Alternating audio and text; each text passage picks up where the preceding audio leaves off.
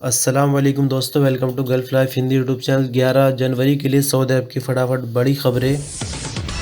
Saudi Aramco ने इतवार और सोमवार की मध्य रात्रि से पेट्रोल के नए रेट जारी कर दिए हैं। दिसंबर के मुकाबले में पेट्रोल के रेटों में कुछ इजाफा किया गया है। पेट्रोल की जो नई कीमतें हैं आपको आज से ही देखने को मिल जाएगी, यानी 11 जनवरी और सोमवार से सऊदी अरब में सभी जगह पेट्रोल की नई कीमतें देखने को मिलेंगी। आज के हिसाब से जो कीमतें अरामको की तरफ से रखी गई उसके बारे में आपको बताएंगे। 91 पेट्रोल की जो कीमत है अभी हो गई है 1 रियाल 62 हलाला प्रति लीटर। पेट्रोल 95 की नई कीमत 1 रियाल 75 हलाला प्रति लीटर हो गई है। डीजल और केरोसिन के रेट में कोई बदलाव नहीं किया गया है। डीजल 52 हलाला प्रति लीटर जबकि केरोसिन 70 हलाला प्रति लीटर के हिसाब से ही बेचा जा रहा है। आपकी जानकारी के लिए थोड़ा सा बता दें कि दिसंबर के महीने में पेट्रोल 91 की कीमत 1 रियाल 44 हलाला थी, जबकि 95 की प्रति लीटर कीमत 1 रियाल 55 हलाला थी, जो जिसमें आज से बदलाव कर दिया गया है। सऊदी अरब दुनिया भर में सोने की जो कीमतें हैं लगातार काफ़ी लंबे टाइम से बढ़ती ही जा रही हैं, लेकिन बीते दिन यानी इतवार को सोने की जो कीमत है उसमें कुछ ठहराव देखा गया। यानी इतवार को जो सोने के रेट रहे वो कुछ इस तरह से थे।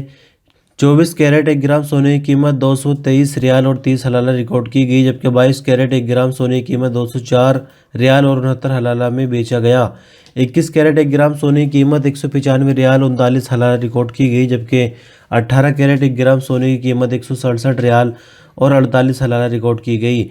एक औंस सोने की कीमत 6,945 रियाल जबकि 1 किलो सोने की कीमत 2,23,297 रियाल रिकॉर्ड की गई। आपकी जानकारी के लिए थोड़ा सा बता दें कि 2 दिन पहले यानी जुमरात को सोना इतना ज़्यादा महंगा हो गया था, यानी 11 महीने का सोने ने रिकॉर्ड तोड़ दिया था, लेकिन इतवार में इसमें कुछ ठहराव देखने को मिला। जैसे कि मैंने आपको रेट बताया तो इतवार का रेट बताया गया है। ब्रिटेन और यूरोपीय मुल्कों में कोरोना वायरस की नई शक्ल देखे जाने के बाद सऊदी अरब में 15 दिन का बैन लगा दिया गया था सभी तरह की फ़्लाइट्स पर, जिससे उम्रा करने वालों की फ़्लाइट ही प्रभावित हुई थी। लेकिन मैं आपको बता दूं कि बीते दिन पहली फ़्लाइट बैन हटने के बाद इंडोनेशिया से आ चुकी है उम्रा करने के लिए सऊदी अरब। यानी इंडोनेशिया के उम्रा ज़ायरीन जद्दा के किंग अब्दुल अजीज़ इंटरनेशनल एयरपोर्ट से होते हुए उनको मक्का पहुंचा दिया गया है। फिलहाल उनको होटल में रखा गया है और 3 दिन के लिए उनको आइसोलेशन में रखा गया है, जिसके बाद उनको उम्रा करने की इजाज़त दी जाएगी। यानी इस तरह से हालात जो है आहिस्ता आहिस्ता सऊदी अरब में रूटीन पर आ रहे हैं। लेकिन जैसे कि इंडिया के लिए सभी तरह की फ़्लाइट्स बंद है, तो उम्रा करने वालों के लिए भी कोई छूट नहीं रखी गई है।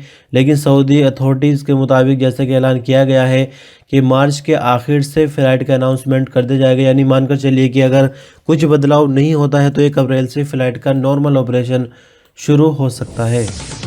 सऊदी अरब के क्राउन प्रिंस और डिफेंस मिनिस्टर मोहम्मद बिन सलमान, जो कि नियोम कंपनी की मैनेजमेंट कमेटी के चेयरमैन भी हैं, ने नियोम में कार्बन फ्री एक नया शहर बनाने का ऐलान किया है, जिसका नाम ज़ालाइन होगा।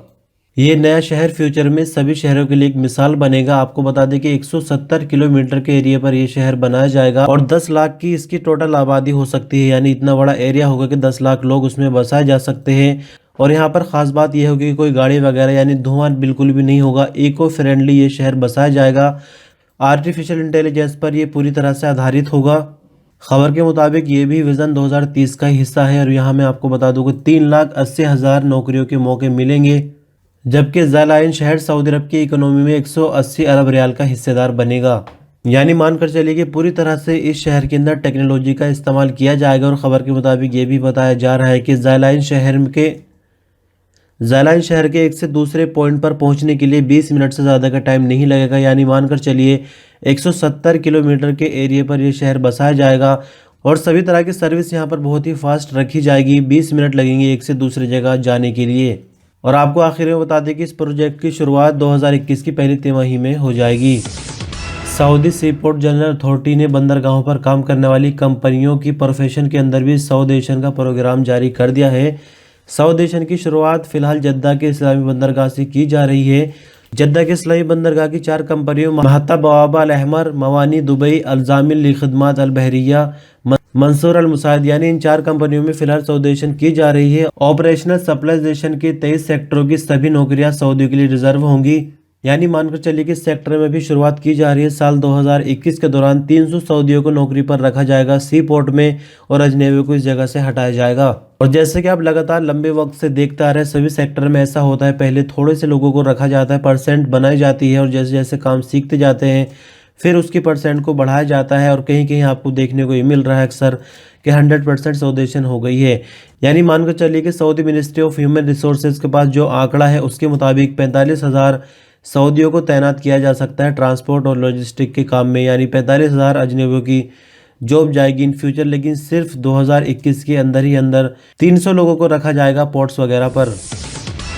सऊदी अरब और कतर के बीच सरहदें खुलने के बाद जो दोनों मुल्कों पर पाबंदी थी सफ़र की वो ख़त्म हो गई। यानी अब सऊदी अरब के जो रहने वाले हैं वो कतर जा सकते हैं, कतर वाले सऊदी अरब आ सकते हैं। कतरी अथॉरिटी कहने के सऊदी अरब के साथ साथ GCC कंट्रीज़ के सभी शहरी अपने पासपोर्ट पर कतर आ सकते हैं। सऊदी शहरियों के लिए अबशीर वेबसाइट से परमिशन लेने की ज़रूरत होगी, जबकि सऊदी अरब में रहने वाले अजनबी अगर कतर जाना चाहे तो उनके पास वैलिड एग्जिट एंट्री वीज़ा होनी चाहिए। सऊदी अरब से कतर जाने वाले चाहे वो सऊदी में रहने वाले अजनबी हो, सऊदी शहरी हो, उनको चाहिए कि सफ़र से 72 घंटे पहले PCR का टेस्ट ज़रूर कराना होगा। कतर पहुंचने से पहले डेस्कोर कतर ऐप पर पहले होटल की बुकिंग करनी होगी और कतर के अंदर दाखिल होते ही 2 घंटे के अंदर ही अंदर होटल में पहुंचना होगा और 7 दिन के लिए खुद को क्वारंटाइन में रखना होगा। सऊदी अरब में बीती नए कोविड-19 की रिपोर्ट के मुताबिक 117 नए केसों की पुष्टि हुई, 166 नई रिकवरी है, जबकि 5 मरने वालों की तादाद रही। कुल संख्याओं की नज़र से देखते हैं तो 3,63,809 कुल केस, 3,55,548 कुल रिकवरीज हो चुकी है, 6,291 कुल मौत हो चुकी है अभी तक। सऊदी अरब में फिलहाल एक्टिव केस 1,970 रह गए हैं, जिनमें से क्रिटिकल केस 309 है जिनको ICU में दाखिल किया गया है इलाज के लिए।